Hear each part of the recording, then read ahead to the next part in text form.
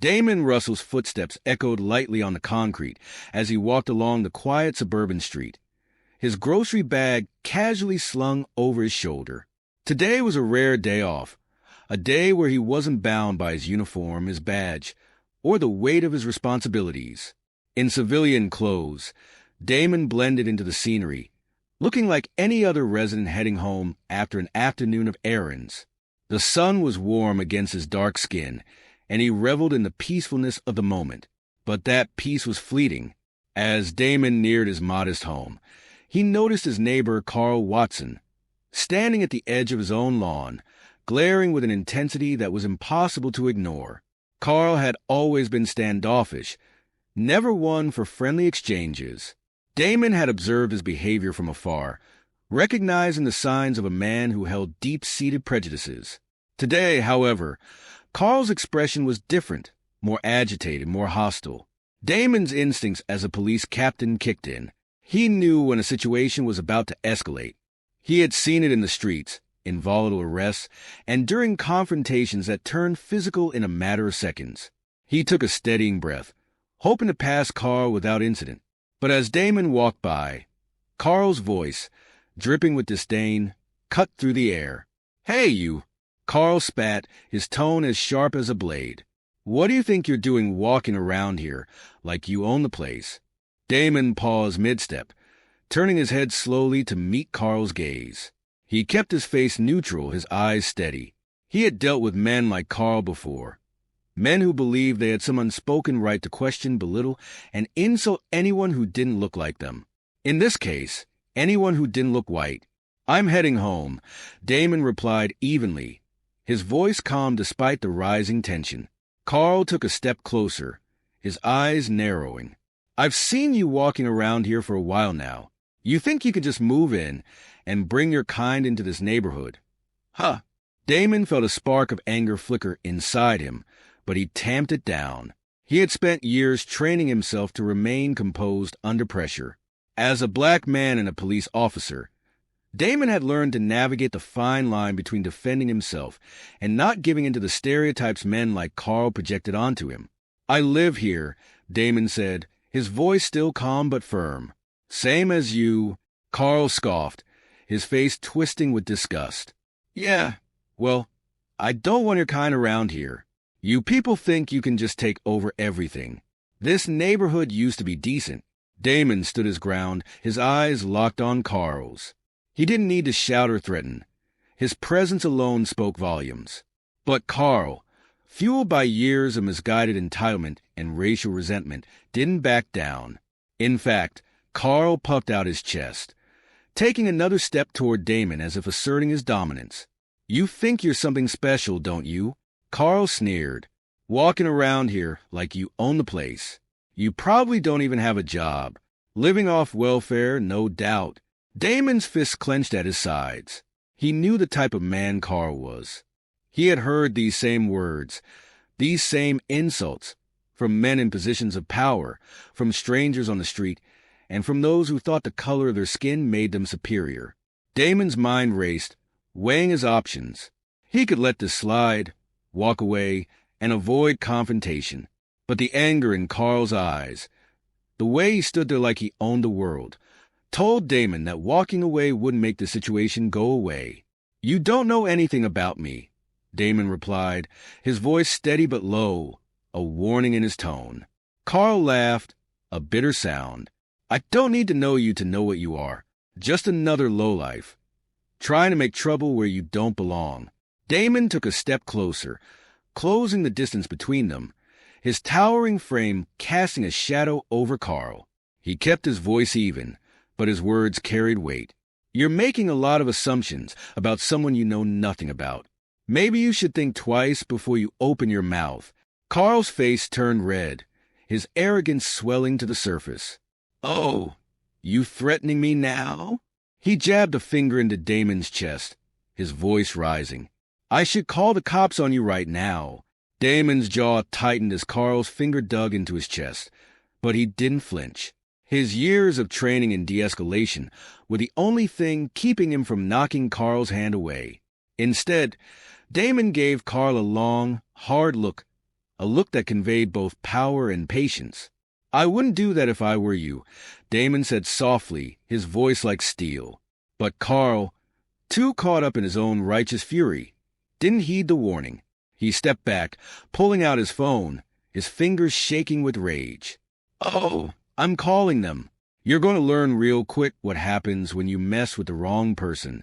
Damon stayed silent, watching as Carl dialed 911, his voice loud and exaggerated as he described the situation. "Yeah, I've got a black guy here threatening me. He's trying to start trouble in my neighborhood.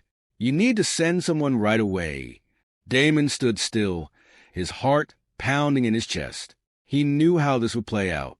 Carl was playing into every racial stereotype, hoping the police would come running and put Damon in his place. But Carl had no idea who he was dealing with. No idea that the man standing in front of him was Captain Damon Russell, a highly respected officer with years of service under his belt. As Carl continued his call, Damon remained calm, his thoughts already anticipating the arrival of his colleagues. This was far from over.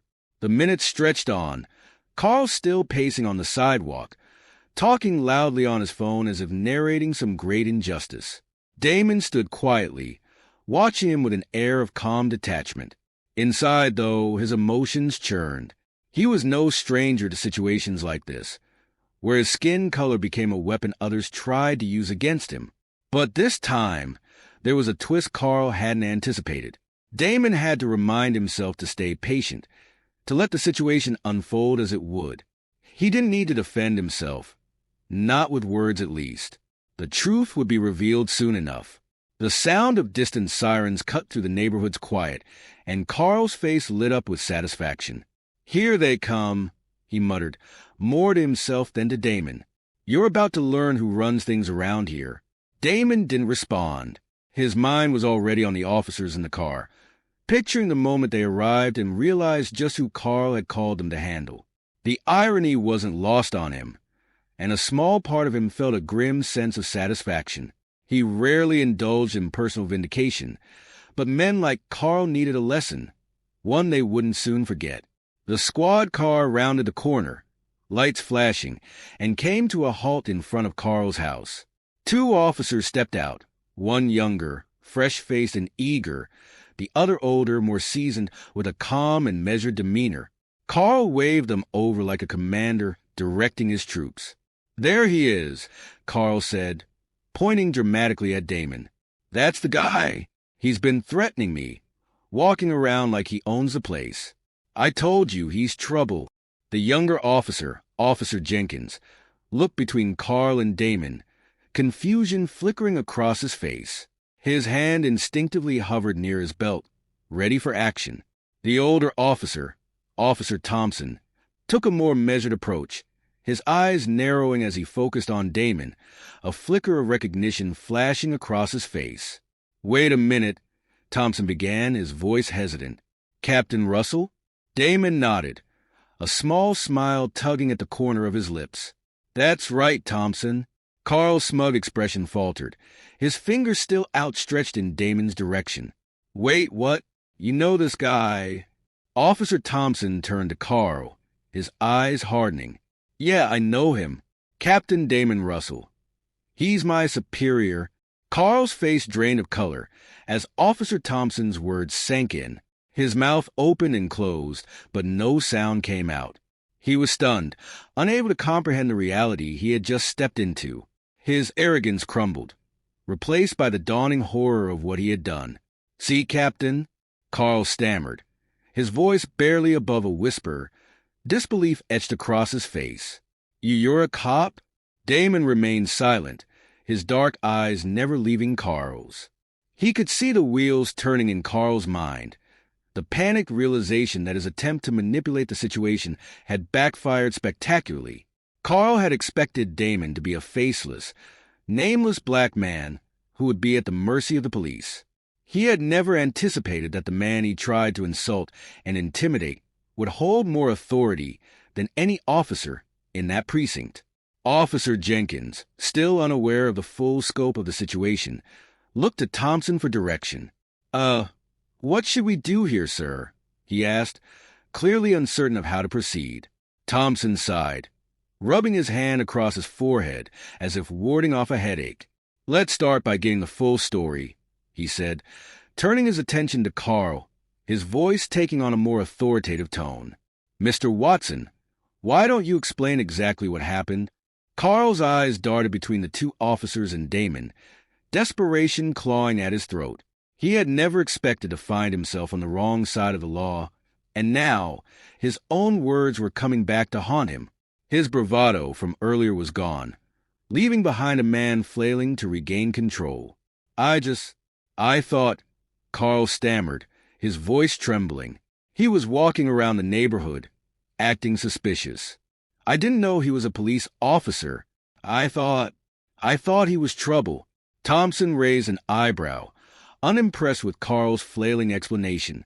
"So you assumed Captain Russell was trouble because he was walking through his own neighborhood?"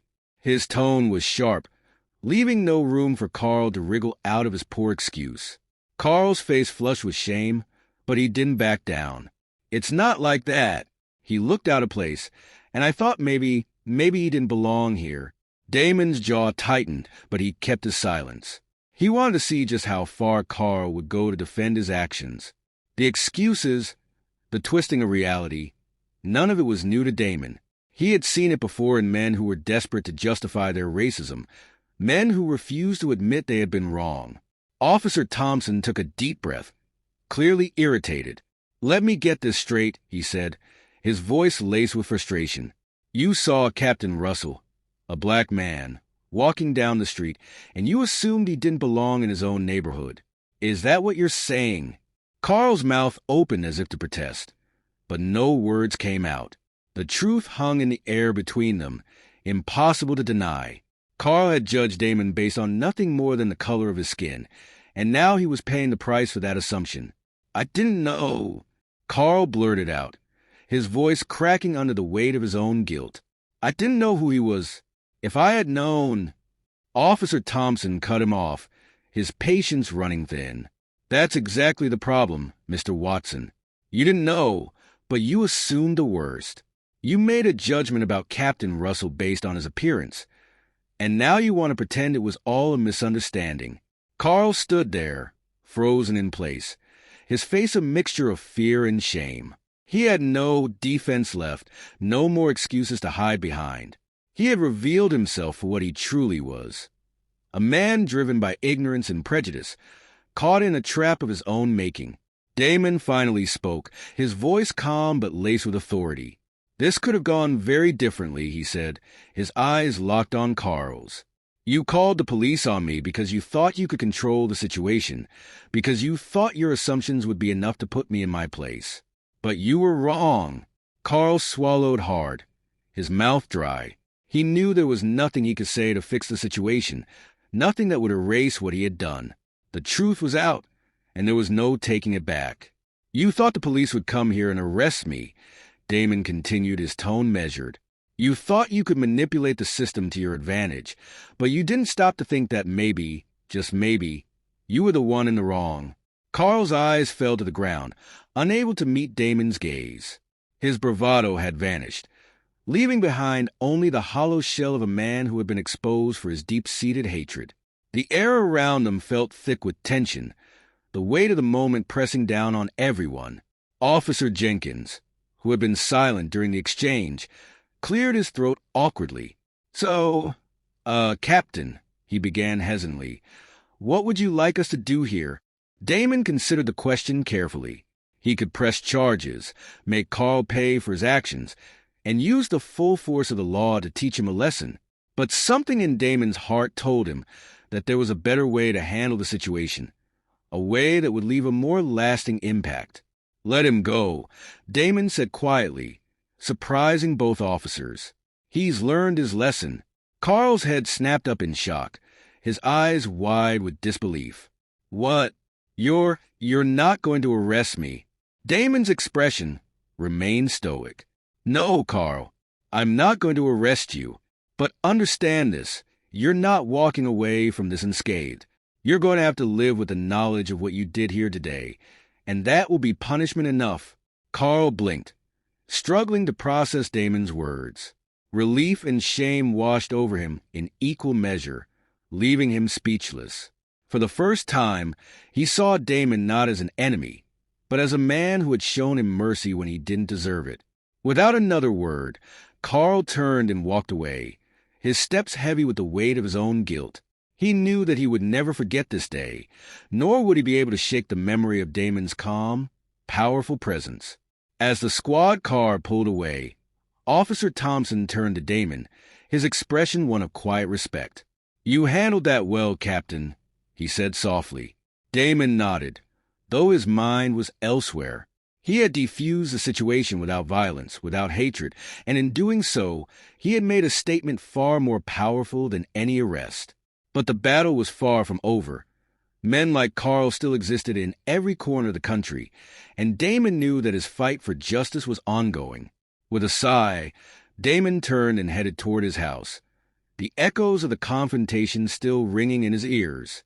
This wasn't the first time he had faced racism, and it certainly wouldn't be the last. But as he closed the door behind him, Damon allowed himself a moment of quiet satisfaction, knowing that today, at least, he had come out on top. The soft creak of the front door closing behind Damon was a stark contrast to the tension-filled moments that had just unfolded outside.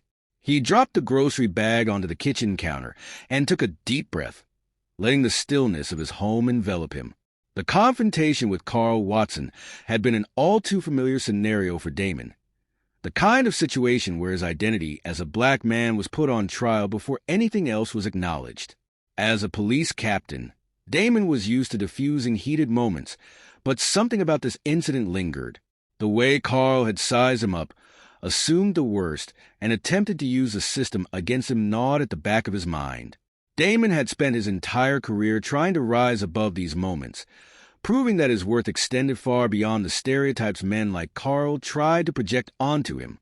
He moved through the house, his mind replaying the events, the words exchanged, and the way Carl's bravado had crumbled the moment he realized who Damon was. In those moments, Carl's fear had turned to disbelief, and Damon couldn't help but wonder how many more people held onto the same misguided beliefs as Carl. Damon wasn't just an officer of the law. He was a black man in a country where that reality often carried its own set of rules. No matter how high he climbed in his profession, no matter how many lives he saved or how many commendations he received, there would always be people like Carl who saw his skin before they saw his badge. He sat down at the kitchen table, staring out the window as the sun began its descent behind the trees. His phone buzzed on the table, breaking the silence. Damon glanced at the screen and saw a message from Officer Thompson. "Thompson, Captain, you good?" That was something else back there. Damon smiled slightly. Thompson had been on the force for years and had seen his fair share of tense situations. But even he knew that what had unfolded today wasn't just a routine call. Damon typed a quick reply. "Damon, I'm fine. Just another day in the life." The response was short, but it summed up how Damon felt. This was nothing new for him. He had been dealing with men like Carl since he was a teenager, walking through the streets of his hometown, being questioned for simply existing in spaces where people thought he didn't belong. His thoughts drifted back to his early days on the force, when he was a young officer fresh out of the academy. Even then, he had been met with skepticism from both the community and some of his fellow officers. They doubted his ability to lead, questioned his judgment, and assumed he wouldn't last long in such a demanding profession. But Damon had proved them all wrong. He had risen through the ranks quickly, not just because of his skill, but because of his unwavering commitment to justice. He knew that his presence in law enforcement wasn't just about wearing a badge. It was about changing the system from within. Damon had made it his mission to mentor younger officers, especially those who came from underrepresented backgrounds, ensuring they had the support he wished he had during his early years. His phone buzzed again, pulling him from his thoughts. "Thompson, you handled that perfectly, sir." Carl didn't know what hit him. "Think he'll learn from this?" Damon hesitated before replying. Would Carl learn? Would any of the men like him ever truly understand the harm their actions caused? It was hard to say. Some people changed when they were confronted with their own ignorance, but others clung to their hatred, doubling down in the face of reason. Damon, I hope so. Time will tell. Damon set the phone aside and leaned back in his chair, letting the quiet of his home settle around him once more. He had chosen not to press charges against Carl because, deep down, he believed that the shame of what had happened would leave a more lasting impact than any fine or arrest. Damon had seen men like Carl crumble under the weight of their own guilt, forced to confront the reality that their hatred had no place in the world they thought they controlled. Still, Damon couldn't shake the feeling that this wasn't over. Carl might have slunk away in shame today, but would he take that shame and turn it into something positive? Would he reflect on his actions and strive to be better, or would he let the bitterness fester, only to explode again the next time he encountered someone who didn't fit into his narrow view of the world? Damon knew that he couldn't control how Carl reacted. All he could do was continue living his life, proving to men like Carl that they had no power over him. But there was something about today's encounter that had struck a chord in Damon. Maybe it was the audacity of Carl's actions, or maybe it was the fact that even after all these years, Damon still had to defend his right to exist in spaces he had every right to be in. He stood up from the table and made his way to the window, looking out at the quiet street. The neighborhood was peaceful now, the tension from earlier dissipating into the evening air. But Damon knew that peace was fragile. It didn't take much to shatter it. A look, a word, a moment of unchecked hatred. Damon had seen it happen too many times. He thought about the officers who had responded to the call, especially Officer Jenkins, who was still new to the force. Damon had seen the confusion on Jenkins' face when he realized that the situation wasn't as clear-cut as Carl had made it seem. Jenkins had looked to Thompson for guidance, and Damon hoped that moments like today would serve as learning experiences for the younger officer. Damon prided himself on being a leader who led by example. He knew that his actions today would be discussed back at the precinct, and he hoped that the lesson wouldn't be lost on anyone. It wasn't just about de-escalating a situation or avoiding conflict. It was about standing up for what was right, even when it was uncomfortable. His phone buzzed again, but this time it wasn't Thompson. It was a text from his sister, Maria. Maria, "Hey, how's your day off going?" Damon smiled, shaking his head. Maria always had a way of checking in at just the right time. He quickly typed a response. Damon, had an interesting encounter with a neighbor, but it's all good now. How about you? Maria's reply came almost instantly. Maria, you okay? Do I need to come over and deal with him for you? Damon chuckled, imagining his sister marching over and giving Carl a piece of her mind. She was fiercely protective of him, and he appreciated that. But this was something he had handled on his own. Damon, nah, it's handled. Just some old-school ignorance. Nothing I haven't seen before. As he sent the message, Damon felt a sense of calm wash over him. He knew he couldn't change everyone's mind, but he could continue living his life with integrity, knowing that his actions spoke louder than Carl's hatred ever could. The next morning, Damon arrived at the precinct, the familiar sounds of ringing phones and bustling officers filling the air. He walked through the hallways, exchanging nods and brief greetings with his fellow officers. Though the incident with Carl had left a lingering frustration, Damon pushed it to the back of his mind. He had more pressing matters to attend to. The responsibilities that came with being a captain didn't allow much time for reflection on personal matters. As he approached his office, Officer Jenkins appeared, looking somewhat hesitant but determined to speak. Damon could see that the young officer had something on his mind, likely stemming from the previous day's events. Jenkins, still new to the force, was in a phase of learning, not just about the law, but about navigating the complexities of being a police officer in a world where racial tensions could shift any situation in a heartbeat. Captain, Jenkins said, his voice formal but tinged with uncertainty. Can I talk to you for a minute? Damon motioned for Jenkins to step inside his office. He closed the door behind them, sensing that this conversation was more important than the typical check-in. He took a seat behind his desk, gesturing for Jenkins to do the same.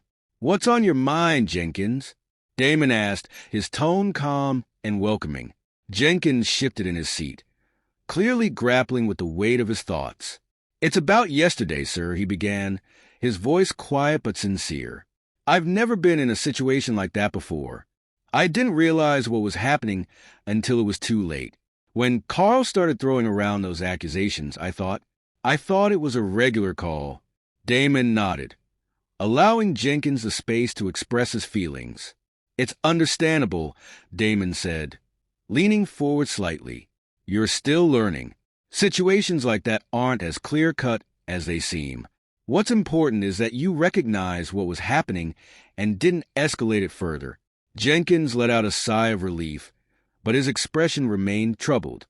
"I guess what I'm trying to say is, I didn't realize how much prejudice still exists, even in a quiet neighborhood like this one. I've never had to deal with something like that before." Damon studied Jenkins carefully, appreciating the young officer's honesty. It wasn't easy for people to admit their blind spots, especially when it came to something as deeply ingrained as racial bias. Damon had seen countless officers struggle with it, some choosing to ignore it altogether, while others, like Jenkins, faced it head-on and sought to understand it. "Prejudice isn't always loud and obvious," Damon said, his voice steady. "Sometimes it's subtle. It comes in the form of assumptions, like Carl assuming I didn't belong in my own neighborhood just because of the color of my skin. It's not your fault for not seeing it right away. What matters is how you handle it once you recognize it." Jenkins nodded, absorbing Damon's words. "I want to do better, Captain. I don't want to be one of those officers who just goes through the motions without thinking about the bigger picture." Damon smiled, impressed by Jenkins' willingness to learn. "That's the right attitude," he said. "Being a good officer isn't just about following protocol. It's about understanding the people we serve and the biases we bring into every situation. You're on the right track, Jenkins." Jenkins seemed to relax slightly, the weight of his uncertainty lifting. "Thanks, Captain. I appreciate your guidance." Damon gave a small nod of acknowledgement, his mind already turning to the day's tasks. He was proud of Jenkins for being introspective, but Damon also knew that the work of addressing prejudice was ongoing, both within the department and the community they served. As Jenkins left the office, Damon's phone buzzed with a text message. It was from Officer Thompson. "Thompson, Captain, just got word that Carl Watson is back at it. Apparently, he's been telling some of the neighbors about what happened yesterday, trying to twist the story." Damon's jaw tightened as he read the message. He had hoped Carl would learn something from their confrontation, but it seemed Carl's ego wasn't ready to accept defeat. Damon knew this was far from over. He texted back quickly, "Damon, keep an eye on it. If he's causing trouble, we'll deal with it." With a sigh, Damon leaned back in his chair. Carl's refusal to learn from the experience was disappointing, but not surprising. Damon had dealt with men like Carl for years. Men who clung to their beliefs, unwilling to see beyond their own perspective. But Damon wasn't about to let Carl turn the neighborhood into a battleground of racial tension. He would remain vigilant, and if Carl thought he could spread his toxic views unchecked, Damon would be ready to step in again. Later that evening, Damon returned home, his mind still on Carl and the news that had trickled in throughout the day. Carl, it seemed, was intent on keeping the story alive, telling anyone who would listen that he had been unfairly treated, twisting the narrative to make himself the victim. Some neighbors, curious about the confrontation, had already started to ask Damon questions, their expressions a mixture of concern and confusion. As Damon stepped out of his car, he noticed his next-door neighbor, Mrs. Harris, a kind woman in her 60s, standing on her porch. She waved him over, a worried look on her face. Damon felt his gut tighten. He knew what this was about. "Damon, dear, I've been hearing some things," Mrs. Harris said, her voice low and cautious. "That man, Carl Watson, he's been telling folks that you threatened him yesterday. Is everything all right?" Damon offered her a reassuring smile, though inside, he felt the frustration simmering.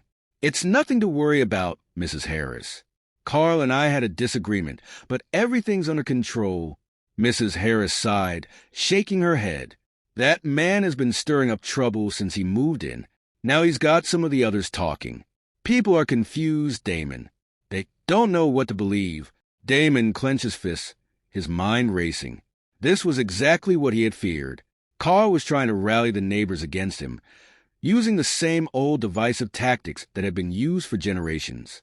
And while Damon knew that many of his neighbors respected him, he also knew that Carl's lies could plant seeds of doubt. "Thank you for letting me know," Damon said, his voice steady. "I'll handle it."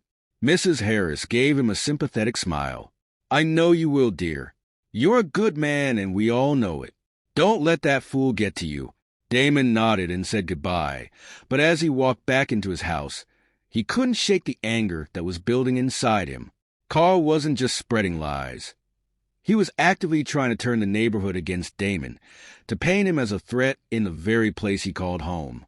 Damon knew what he had to do. He couldn't allow Carl to continue poisoning the well, sowing division and mistrust. He needed to address the situation head-on before it spiraled out of control. The next morning, Damon stood on his front lawn, scanning the street. It was early, and the neighborhood was just starting to wake up. He knew Carl would be outside soon, either walking his dog or making some other excuse to patrol the street as if he owned it. Sure enough, Carl appeared, his dog trotting along beside him. Damon watched as Carl's eyes flicked in his direction, the smug expression on his face betraying his thoughts. Carl had no idea that Damon knew what he had been up to, that Damon had heard about his attempts to stir up trouble among the neighbors. Damon took a deep breath and walked toward Carl, his steps measured and deliberate. Carl's smirk faltered as Damon approached, but he didn't back down. "Morning, Carl," Damon said, his voice calm but firm. "We need to talk." Carl's expression shifted to one of false innocence. "Oh, about what?" Damon crossed his arms, his gaze unwavering. "You know exactly what this is about. I've heard what you've been saying to the neighbors, trying to turn them against me." Carl's face darkened, his smirk disappearing altogether. "I'm just telling them the truth." "The truth," Damon repeated, his voice sharp. "Or your version of it. You're spreading lies, Carl, and you know it. What happened yesterday is done. But if you think you're going to smear my name and get away with it, you're mistaken." Carl's jaw clenched, and for a moment, Damon could see the anger bubbling beneath the surface. But Carl held his tongue, refusing to escalate the situation further, at least for now. "Stay out of my way," Damon warned, his voice low and dangerous, "or we'll have a much bigger problem." Without waiting for a response, Damon turned and walked away, leaving Carl standing in the street, seething with rage. Damon knew that this wasn't the end of it. Carl wasn't the type to let things go easily. But for now, he had drawn a line in the sand, and if Carl dared to cross it again, Damon would be ready. The following days passed without incident, but Damon knew better than to think it was over. Carl wasn't someone who let things go, and Damon could feel the tension building every time he stepped out of his house. The air was thick with unspoken words, and Damon could sense that Carl was biding his time, waiting for the right moment to strike back. One evening, just as the sun began to set and cast long shadows over the neighborhood, Damon heard a loud knock at his door. His body tense instinctively, his mind immediately going to Carl. He crossed the living room in a few swift strides and opened the door, only to be met by a sight that caused his stomach to churn. It was not Carl who stood on his porch, but two of his neighbors, a middle-aged couple, Mark and Lisa Harding. They had always been polite to Damon, exchanging pleasantries in passing, but the looks on their faces now were different. They were troubled, uneasy, and Damon could already guess why. "Evening, Mark, Lisa," Damon greeted, his tone neutral. "What can I do for you?" Mark shifted uncomfortably, his hands stuffed into the pockets of his jacket. He glanced at Lisa, as if silently asking her to take the lead. She sighed, her eyes flicking from Damon to the ground, clearly uncomfortable with what she was about to say. "Damon," Lisa began, her voice hesitant. "We've been hearing some things from Carl. He's been talking to a lot of people in the neighborhood, saying that you threatened him." Damon felt a surge of frustration rise in his chest, but he kept his expression calm. He had expected this. Carl twisting the narrative to paint himself as a victim, trying to isolate Damon from the rest of the community. "And you believe him?" Damon asked, his voice carefully controlled. Mark stepped forward, his face apologetic. "It's not that we believe him, Damon. It's just, he's been saying a lot of things, and people are starting to talk. We wanted to come to you directly, to hear your side of the story." Damon appreciated their willingness to come to him, but the fact that Carl's lies had spread so quickly left a bitter taste in his mouth. He had lived in this neighborhood for years, had built relationships with the people around him, and yet all it had taken was one man's prejudice to make them doubt him. "Carl's lying," Damon said firmly, his voice leaving no room for doubt. "He's upset because I stood up to him. I didn't threaten him. I called him out for his racism, and now he's trying to twist the story." Lisa's face softened, and she placed a hand on Mark's arm, as if silently telling him that she believed Damon. Mark nodded slowly, understanding dawning in his eyes. "We figured it was something like that," Mark said quietly. "Carl's he's been spreading a lot of negativity around here. We just wanted to make sure we heard the truth from you." Damon's shoulders relaxed slightly. "I appreciate that. I'm not looking for trouble, but I won't let Carl get away with this. If he wants to spread lies, that's on him. But I won't stand by and let him drag my name through the mud." Lisa smiled softly, though there was still a trace of worry in her eyes. "We trust you, Damon. It's just, with everything going on in the world, people are on edge. They're quick to believe the worst, and Carl knows that." Damon nodded, understanding all too well how fear and ignorance could fuel situations like this. He had seen it time and time again, both as a black man and as a police officer. People who didn't understand the complexities of race relations often jumped to conclusions, relying on the narrative that had been fed to them by people like Carl. "Thank you for coming to me," Damon said sincerely. "I'll deal with Carl. But I need you to trust that I'm not the person he's making me out to be." Mark and Lisa exchanged a look, and Damon could see the relief in their expressions. They believed him, and that was enough for now. As the couple left, Damon closed the door and leaned against it, the weight of the situation pressing down on him. Carl was relentless, and Damon knew that this wouldn't be the last time someone approached him about the lies being spread. But he also knew that the only way to combat Carl's venom was to stand his ground and make it clear that he wouldn't be pushed around. That night, as Damon lay in bed, staring up at the ceiling, his phone buzzed on the nightstand. He picked it up, expecting a routine message from the precinct, but what he saw made his blood run cold. It was a text from Thompson. "Thompson, Captain, just got word that Carl's been meeting with a couple of guys at the local bar. Sounds like he's trying to stir up more trouble. Be careful." Damon's jaw tightened as he read the message. It seemed that Carl was no longer content with simply spreading lies. Now, he was looking for allies, people who would stand by him and escalate the situation further. This wasn't just a neighborhood dispute anymore. Carl was playing a dangerous game, and Damon knew that if he didn't handle this carefully, it could spiral out of control. The next day, Damon kept a close eye on the neighborhood, his senses heightened. He had dealt with difficult people throughout his career, but this was personal. Carl had crossed the line by attempting to rally others against Damon, and now the situation was teetering on the edge of something far more dangerous. As the sun began to set, Damon decided to take a walk through the neighborhood. It was a routine he often followed when he needed to clear his mind, but tonight felt different. There was an uneasiness in the air, and Damon couldn't shake the feeling that something was about to happen. He was halfway down the block when he saw Carl standing on the corner, talking animatedly to a group of 3 men. Damon recognized one of them as Greg, a man who had lived in the neighborhood for years, but had never been particularly friendly. The other 2 were unfamiliar, likely friends Carl had brought in from outside the community. Damon's pulse quickened as he watched them from a distance. Carl's body language was aggressive, his arms gesturing wildly as he spoke. Whatever he was saying, it was riling the men up. Damon could see their faces twisted with anger, their postures tense. He considered his options. He could walk away, avoid confrontation, and hope that Carl's words wouldn't escalate into something worse. But Damon knew that ignoring the situation would only embolden Carl. This wasn't just about him anymore. It was about standing up to the hatred that Carl was trying to spread. Damon took a deep breath and started walking toward the group, his footsteps steady and purposeful. As he approached, Carl noticed him first, and the smirk that spread across his face made Damon's skin crawl. Well, Carl sneered. Look who decided to join us. The big man himself. The other men turned to face Damon, their expressions hard and unwelcoming. Damon could see the challenge in their eyes, the unspoken threat that hung in the air. Carl, Damon said evenly, his voice carrying a warning. What are you doing?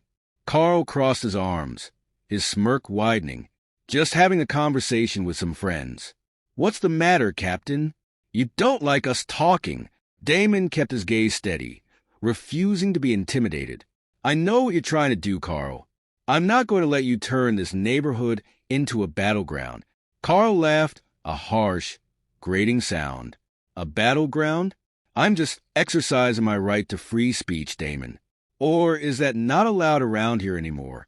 Damon's eyes narrowed. Free speech doesn't mean you can spread lies and incite violence. I won't let you drag people into your mess. One of the men, a burly guy with a shaved head and a scowl, stepped forward, his chest puffed out. Who do you think you are, telling us what we can and can't do? Damon didn't flinch.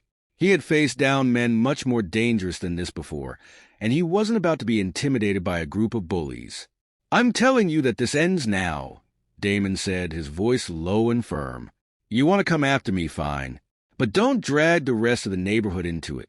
Carl's eyes gleamed with malice, and Damon could see that he was enjoying this. Enjoying the confrontation, the attention, the way his words had stirred up the men around him. You think you can just walk around here like you own the place, Carl spat, his voice rising. But we know who you really are. You're just another. Damon cut him off, his voice sharp as a blade. I know exactly who I am, and I know who you are, Carl. You're a coward, hiding behind your lies and your friends. But I'm done playing games. If you keep pushing, this won't end well for you. Carl's smirk faltered for just a moment, but he quickly regained his composure. Is that a threat, Captain? He asked, his tone mocking. No, Damon said, his gaze unwavering. It's a promise. For a moment, the air around them crackled with tension, and Damon could see the uncertainty flicker across the faces of the men standing behind Carl. They weren't as confident as they had been a few minutes ago, and Damon could tell that they weren't ready for the fight Carl was trying to start. Carl opened his mouth to speak, but before he could say anything, the distant sound of sirens filled the air. Damon didn't have to turn around to know that backup had arrived.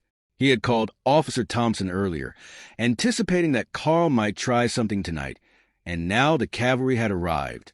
The squad car pulled up to the curb, and Officer Thompson stepped out, his presence commanding. He didn't say a word, but the sight of him was enough to make the men reconsider their position. Damon could see the fear flash across their faces, and just like that, the moment was over. Carl's smirk was gone, replaced by a scowl of frustration. He knew he had lost this round, but Damon could see the hatred still burning in his eyes. This wasn't over, not by a long shot. Without another word, Carl turned and walked away, his friends trailing behind him like shadows. Damon watched them go, his heart. The sirens faded into the background. He had won this battle. And his group disappeared down the street. Far from over, their shadows stretching long across the dimly lit road. Officer Thompson, now standing next to Damon, watched them go with a look of quiet concern. You all right, Captain? Thompson asked, his voice low and steady. Damon nodded, though the tension in his body hadn't fully dissipated. I'm fine. This isn't over, though. Carl's not going to let this go easily. Thompson frowned, his eyes narrowing. He's been stirring things up. That much is clear. If we don't keep an eye on him, this could get out of control. Damon sighed, the weight of it all pressing down on him. He had faced countless difficult situations in his career, but this felt different. This wasn't just about one man's prejudice. It was about the toxic influence Carl had over others. the way he manipulated fear and ignorance to sow division. And while Damon had stood his ground tonight, he knew that Carl would regroup, re-strategize, and come back for another round. "We'll deal with it," Damon said, his voice resolute. "But we need to be smart. Carl's trying to get people on his side, and the last thing we need is this neighborhood becoming a powder keg." Thompson nodded in agreement. "I'll keep my eyes and ears open, Captain. If Carl starts making moves, we'll know about it." As the officer headed back to his patrol car, Damon stood in the middle of the street, watching the quiet houses around him. The neighborhood seemed peaceful on the surface, but Damon knew that under the calm exterior, tension was bubbling. Carl's poison had spread, and even though most of the neighbors hadn't taken his side, the uncertainty was there. The seed of doubt had been planted. Damon turned and headed back home, his thoughts heavy. He was a man of action, someone who didn't like to sit back and wait for things to happen. But this situation required patience. Carl had revealed his true colors, and now Damon had to wait and see how far Carl was willing to go. The next morning, Damon awoke to the sound of his phone buzzing incessantly on the nightstand. He reached for it groggily, squinting at the screen. A series of messages from Officer Thompson filled the screen. "Thompson, Captain, you need to get down here. Carl's made things worse." Damon's heart sank. He quickly threw on his clothes and headed out the door, the unease from the previous night intensifying. He knew Carl wouldn't back down easily, but he hadn't expected things to escalate so quickly. As Damon arrived at the precinct, Thompson was waiting for him near the entrance, his face grim. "Carl's been rallying more people. Some of them are from outside the neighborhood. He's been making threats, claiming that he's going to take back what's his." Damon felt a flash of anger, but kept his composure. "What exactly is he planning?" Thompson sighed. "He's talking about filing false reports, trying to bait you into a confrontation. We've already had a couple of anonymous tips come in, but they're clearly coming from Carl's people." Damon clenched his fists. He had known Carl was petty, but this was a new level of desperation. "He's trying to get me to slip up, to make me look like the aggressor." "Exactly," Thompson said. "But we're not going to let that happen. I've already spoken with the chief. We're keeping a close eye on Carl and anyone he's associated with. If he crosses the line again, we'll be ready." Damon nodded, grateful for Thompson's support. But even with the police on his side, Damon knew this was a dangerous game Carl was playing. One wrong move could lead to an irreversible escalation. As Damon headed back home later that day, he couldn't shake the feeling that the storm was far from over. He had to be vigilant, not just for his own safety, but for the safety of the entire neighborhood. Carl's hatred was like a wildfire. If left unchecked, it would consume everything in its path. Days passed without incident, though the tension in the neighborhood remained palpable. Damon continued his routine, walking through the streets with a calm exterior, though his mind was always alert, always watching for the next sign of trouble. One afternoon, as Damon was returning from the precinct, he noticed Carl standing at the edge of his driveway, his arms crossed and his face twisted in a scowl. This time, however, Carl was alone. The group of men he had surrounded himself with before were nowhere in sight. Damon felt his pulse quicken, but kept his expression neutral. He wasn't interested in another confrontation, but if Carl wanted to continue this, Damon would be ready. As he walked closer, Carl's voice cut through the stillness of the afternoon. "I hope you're proud of yourself." Damon stopped, turning to face Carl. "What are you talking about?" "You've made me look like a fool in front of this whole neighborhood," Carl spat, his voice trembling with barely contained anger. "They're all talking about me, like I'm some kind of villain." Damon stared at him, incredulous. "You did that to yourself, Carl. You've been spreading lies, trying to stir up trouble, and now you're surprised that people are starting to see you for what you are." Carl's face flushed with anger. "You think you're better than me because you wear that badge? You think you can just walk around here and act like you own the place?"